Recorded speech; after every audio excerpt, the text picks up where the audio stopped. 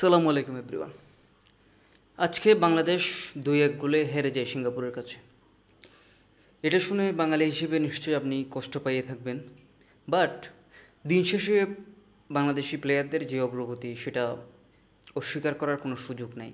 হামজা, শামিদ সোম, ফাহমিদুল এদের সংযোজনের ফলে বাংলাদেশ যে নতুন একটা এক্সপোজার পেল বাংলাদেশের ফুটবল, বাংলাদেশের মানুষের যে উন্মাদনাটা বাড়লো, এটা ধরে রাখতে পারলে আমি মনে করি ইনশাআল্লাহ সফলতা একদিন আসবে।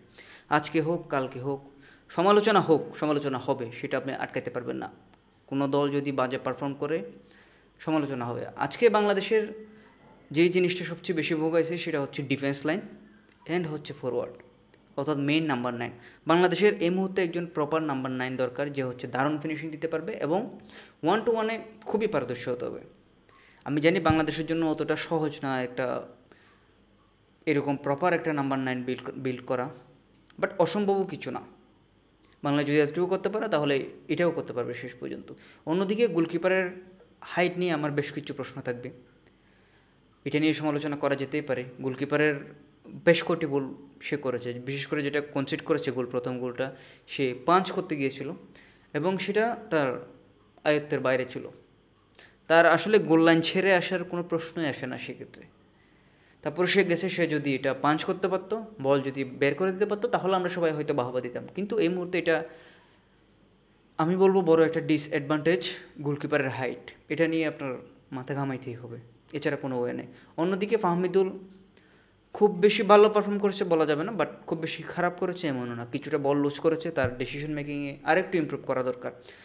বাইরে হামজা চৌধুরী এবং শামিদ সোম নিজেদেরকে একদম 100% ছড়িয়ে দিয়েছিল দেশের জন্য, কিন্তু শেষ পর্যন্ত হইল না।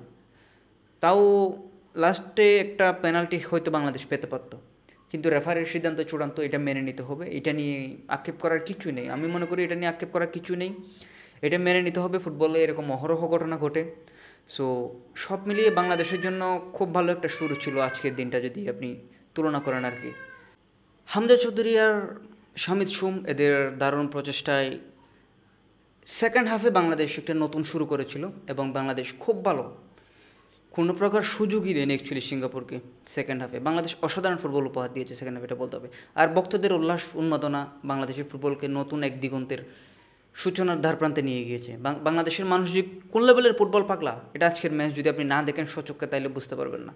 সো এই হচ্ছে ব্যাপার। অন্যদিকে ভারত 1 গোলে হেরে যায়, যেটা ভারতীয় ফুটবল প্রেমীদের জন্য খারাপ কিছু।